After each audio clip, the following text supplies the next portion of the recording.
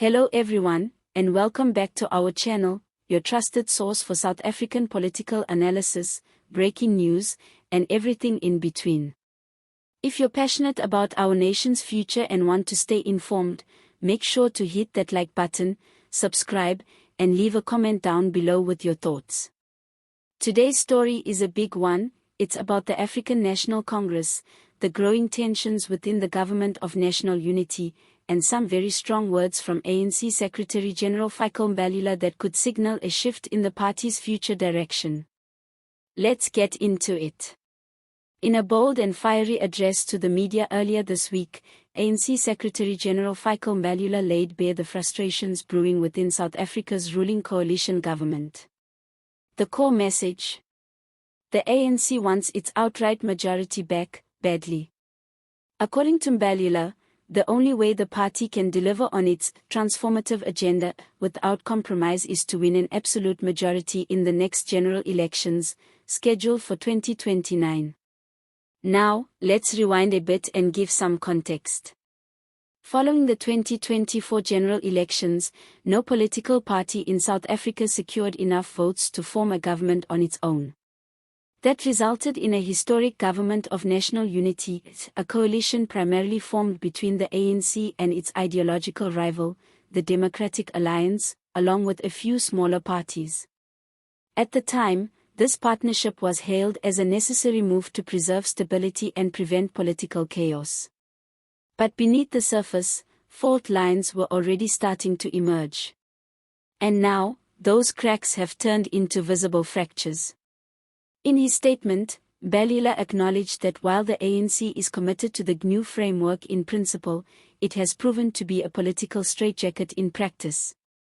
The ANC, which has long positioned itself as the champion of land reform, economic transformation, and affirmative action, finds itself constantly locked in ideological gridlock with its coalition partners, especially the DA. Mbalula didn't mince words.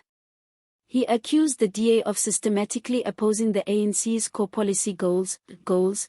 He reminded everyone that millions of South Africans voted for. According to him, this resistance from the DA and others has resulted in policy stagnation, watered-down legislation, and a government that's failing to act decisively on issues affecting the country's poor and working-class majority. Let's break that down further. At the heart of this standoff are three major policy areas: land reform, economic transformation, and affirmative action. These are pillars of the ANC's historical mission to undo decades of inequality and systemic disenfranchisement caused by apartheid. The DA, on the other hand, has a liberal economic outlook, prioritizing market-driven policies, property rights, and what it often describes as non-racialism, a stance critics say ignores the need for redress. In simpler terms, the DA doesn't believe in race-based policies, and the ANC does. This fundamental difference has made it almost impossible to pass meaningful reform within the GNU framework. Mbalula put it bluntly: the only way we can escape the suffocating constraints of this arrangement is by winning an outright majority. He added that the ANC must return to the electorate in 2029 with a clear and uncompromising mandate, one that would allow them to govern without having to seek approval from coalition partners who fundamentally oppose their agenda. That's a powerful political statement, and it signals something even more important: a possible shift in the ANC's strategy going into the next election cycle. We could see a more aggressive, populist campaign from the party, aimed at rallying its traditional base, reigniting liberation-era rhetoric, and warning voters about the dangers of coalitions that dilute its policy priorities. But this raises a lot of questions. Is the ANC truly ready to return to its grassroots and rebuild its majority? And more importantly, will the South African electorate respond positively to that message? Political analysts are already weighing in. Some argue that Mbalula's statement is more than just electioneering; it's a clear sign of internal frustration and even desperation. The ANC, after years of declining support and corruption scandals, is struggling to reinvent itself. Forming a coalition was never the party's first choice; it was a necessity born from electoral weakness. And now, it seems the marriage of convenience with the DA is headed for a turbulent stretch. From the outside, the GNU might look like a symbol of compromise and unity, but behind the scenes, ideological tensions are causing paralysis.